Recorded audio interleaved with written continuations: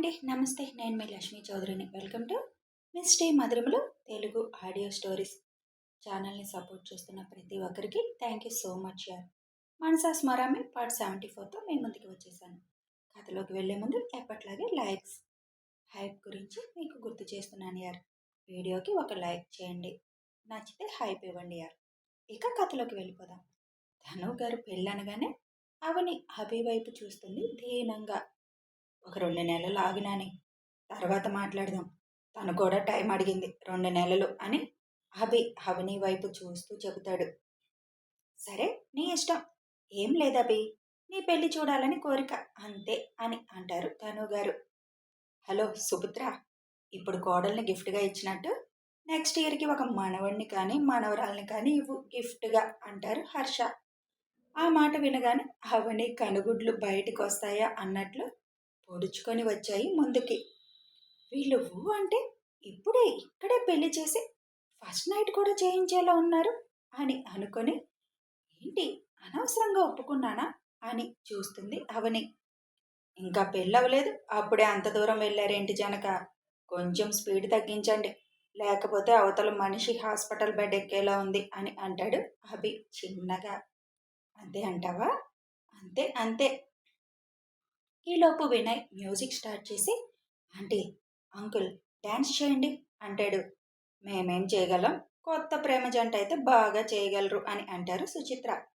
ముందు మీరు చేయండి, తర్వాత వాళ్ళు చేస్తారు అని అంటాడు వినయ్. ఓకే అని హర్ష సుచిత్రని, రాబోయ్ పిల్లలేదో ముచ్చట పడుతున్నారని ఆవిడ చేయి పట్టుకొని ఒక 2 నిమిషాలు మ్యూజిక్ తగ్గట్టు స్టెప్స్ వేస్తారు. అలుపొచ్చి ఇంక చాలు, ఇప్పుడు కొత్త రొమాంటిక్ కపుల్ అని అంటారు హర్ష. పద అవని అని అవనిని సెంటర్లోకి తీసుకొచ్చి అవని నడుం చుట్టూ ఒక చెయ్యి వేసి తన చేతిని తన షోల్డర్ మీద పెట్టించుకొని ఇద్దరు ఒకరి చేయి ఒకరు పట్టుకొని చిన్నగా స్టెప్స్ వేయడం స్టార్ట్ చేశారు. ఇద్దరు ఒకరి కళ్ళల్లోకి ఒకరు చూసుకుంటూ చిన్నగా మూవ్స్ చేస్తున్నారు. సుచిత్ర అందరికీ వెళ్దామని సైగ చేయగానే అందరూ అక్కడి నుంచి వెళ్ళిపోతారు. ఇద్దరు సర్వం మరిచి డ్యాన్స్లో లీనమైపోయారు.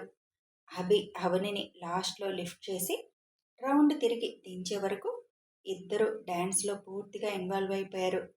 ఆ లైట్ మ్యూజిక్ ఇద్దరిని మరో లోకానికి తీసుకువెళ్ళింది. ఇద్దరు ఒకరి శరీరం ఇంకొకరికి తగిలేలా నిలబడి ఉన్నారు.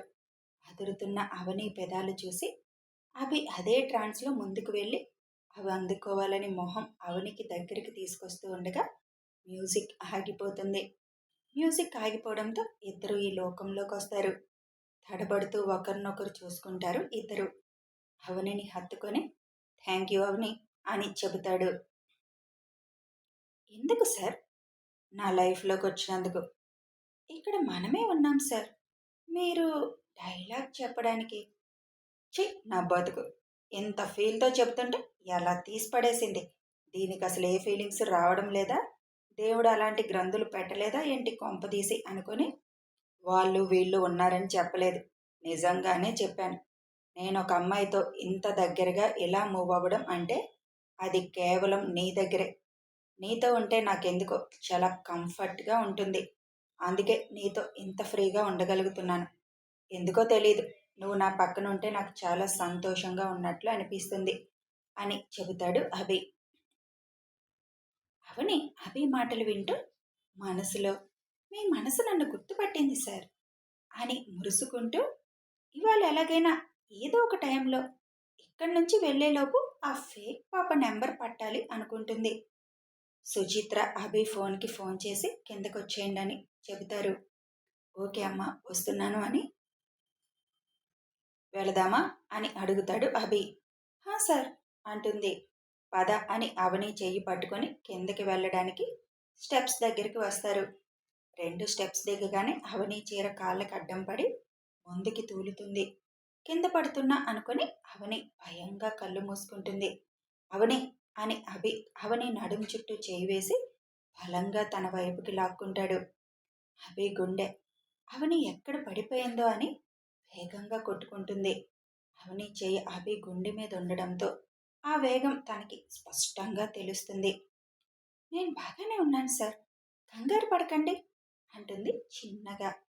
చూసుకోవాలి కదా, అసలు ఎప్పుడు ఏదో పరధ్యానంలో ఉంటావు, పడితే ఏమయ్యేదో తెలుసా అని సీరియస్గా అంటాడు అభి. అది చీర కుర్చీలు అడ్డం వచ్చాయి సార్, నేనే పరధ్యానంలో లేను అని అంటుంది అవని పొంగమూతి పెట్టుకొని. ఎప్పుడు సాకులు ఏదో ఒకటి చెప్తావులే. అంటే ఏంటి సార్, నేనేదో ఒకటి చెప్పి తప్పించుకునే దానిలా కనిపిస్తున్నానా? అలా అయితే ఇక్కడికి వచ్చిన దగ్గర నుంచి ఎన్ని తప్పించుకునేదానిని అంటుంది. ఏం తప్పించుకునేదానివి? నీకేమైనా ఇబ్బందిగా అనిపించిందా ఏదైనా? లేదు సార్, అలాంటిదేమీ లేదు. మరి? అంటే డాన్స్ అది తప్పించుకోవచ్చు కదా సార్. "ఉమ్, ఓకే, నువ్వు నా కోసం బాగానే అడ్జస్ట్ అయ్యావు. మరి నేను నిన్ను బాగా చూసుకోవాలి కదా. ఇక్కడి నుంచి వెళ్ళేదాకా నీ సేఫ్టీ నాకు ముఖ్యం కదా" అని అమాంతం అవనిని రెండు చేతుల్లోకి తీసుకుంటాడు. సర్ అంటూ అరుస్తుంది అవని. అబ్బా, ఎందుకలా అరుస్తావు అని అంటాడు హబీ. మరి ఇదేంటి సార్, దించండి అని చిన్నగా అంటుంది. చూడవని, నువ్వు ఇప్పుడు పడ్డావనుకో, ఏదో ఒకటి విరుగుతుంది. అప్పుడైనా నేను నిన్ను మోయాలి. అదేదో ఇప్పుడే మోస్తే పోతుంది కదా అంటాడు హబీ. సార్, జాగ్రత్తగా నడుస్తాను సార్ అని అంటుంది. ఆర్ యు ష్యూర్ అని అడుగుతాడు. Yes sir. ఓకే అని కిందకి దించుతాడు. థ్యాంక్ యూ సార్ అని అడుగు ముందుకు వేసేసరికి తను హాల్లో ఉంటుంది. అందరూ ముసిముసిగా నవ్వుతూ ఉంటారు. మాటల్లో పెట్టి తీసుకొచ్చేశారు, కనీసం నాకు తెలియలేదు, సార్ టచ్ చేస్తే అసలు ఈ లోకంలో నేను ఉండడం లేదు అని తనలో తాను తిట్టుకుంటూ తల దించుకుంది అంబార్ సింగ్గా అనిపించి. అమ్మా, స్టెప్స్ మీద పడింది నీ కాళ్ళు, అందుకే అలా తీసుకొచ్చా. మీరెక్కువ ఊహించుకోకండి అంటాడు అభి. పడిందా? దెబ్బ తగిలిందా అని దగ్గరికి వస్తారు అందరూ. దెబ్బేం లేదండి, చీర కుర్చీళ్ళు అడ్డం పడి పడబోయాను, సార్ పట్టుకున్నారు అంటుంది అవని. ఇంకా సరేంటవని, పేరు పెట్టి పిలు అని చెబుతారు సుచిత్ర. అది అలవాటు కదా అండి, అప్పుడే పేరంటే కష్టం అంటుంది. పోనీ ఒక్కసారి మా ముందు పిలు, అసలు అభిని ఏమని పిలవాలనిపిస్తుంది నీకు? అది నాకు సర్ని అందరిలాగా అభి అని కాకుండా రామ్ అని పిలవాలనిపిస్తుందండి. అది విని అభికి ఆనందంగా అనిపిస్తుంది. రామ్ సౌండ్స్ గుడ్ అవని అంటాడు. ఎందుకని, రాముడంటే ఇష్టమా అవని అని సుచిత్ర అడుగుతారు. హా మేడం, చాలా ఇష్టం. భార్యని తప్ప ఇంకొకరిని తలవను కూడా తలవలేదు. జనం కోసం, బాధ్యత కోసం భార్యని కూడా తన స్వార్థం చూసుకోకుండా దూరం చేసుకున్నాడు కదా, అందుకిష్టం. అయితే అవని అంటే తెలుసా? సీత అనే అర్థం వస్తుంది, భూదేవి కూతురు అని. సీతకి భూమి అనే పేరు కూడా వచ్చింది. అవని అంటే భూమి అని అర్థం. వాడు రామైతే నువ్వు సీత అని చెబుతారు సుచిత్ర. పేర్లు కూడా బాగా కలిసాయి చూడు అంటారు. వాళ్ళిద్దరూ కలిసి ఉన్నది చాలా తక్కువ సమయం మేడం, కానీ ఇద్దరికీ ఒకరంటే ఒకరికి ప్రేమ.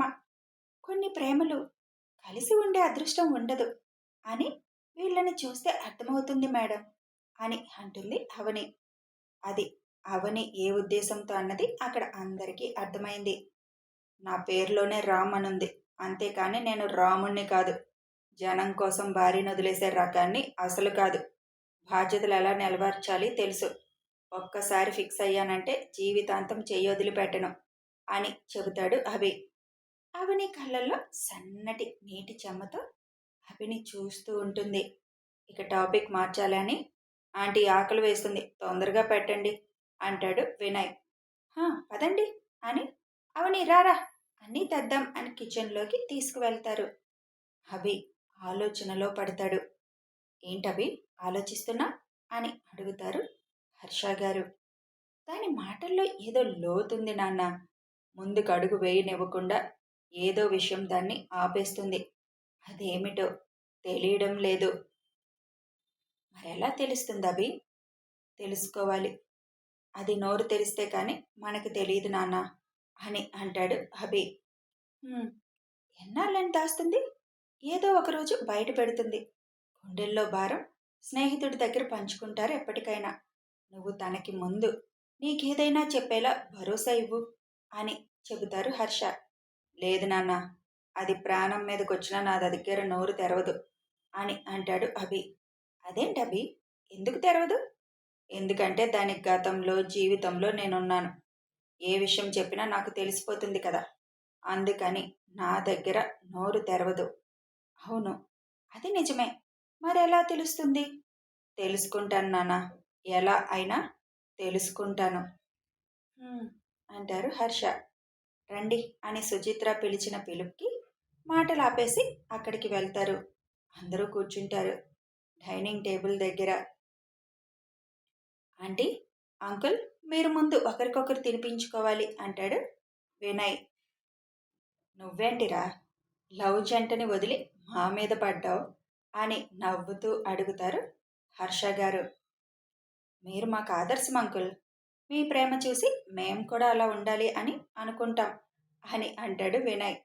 ముందు పెళ్లి చేసుకోరా, వాడంటే కనీసం ఇన్నాళ్ళకి లవ్ అన్నాడు, నువ్వు అది కూడా లేదు అని అంటారు హర్ష. ఏం చేయను అంకుల్, నాకెవరూ దొరకటం లేదు మరి అని అంటాడు వినయ్. దొరకడం ఏంట్రా? అదే, ఎవరు ప్రేమించడానికి కనిపించలేదు అని అర్థం. వాళ్ళెందుకు కనిపిస్తారు? నచ్చిన అమ్మాయిని చూసి ప్రపోజ్ చేయి. నచ్చిన అమ్మాయిలందరికీ పెళ్ళిళ్ళు అయిపోయాయి అంకుల్, ప్రపోజ్ చేస్తే తంతారు అని ఇన్నోసెంట్ ఫేస్ పెట్టి చెబుతాడు. ఆ మాటకి అవని ఫక్కున నవ్వుతుంది. అందరూ అవని నవ్వు చూస్తూ ఉంటారు. అన్నయ్య, పెళ్ళైన వాళ్ళు తప్ప ఇంకెవరూ నచ్చటం లేదా అని అడుగుతుంది నవ్వుతూ. అది కాదురా, నచ్చిందని చూసేసరికి మెడలో నల్లపూసలుంటున్నాయి, ఇంకేం చేయను మరి అని అంటాడు వినయ్. మన ఆఫీస్లో పెళ్లి కాని అమ్మాయిలు చాలామంది ఉన్నారు, ట్రై చేయొచ్చు కదా అన్నయ్య.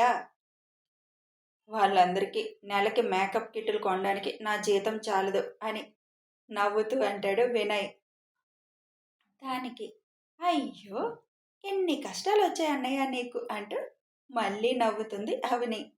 నువ్వు చూడవని, నాకు ఒక మంచి అమ్మాయిని ఓకే ట్రై చేస్తా అంటుంది.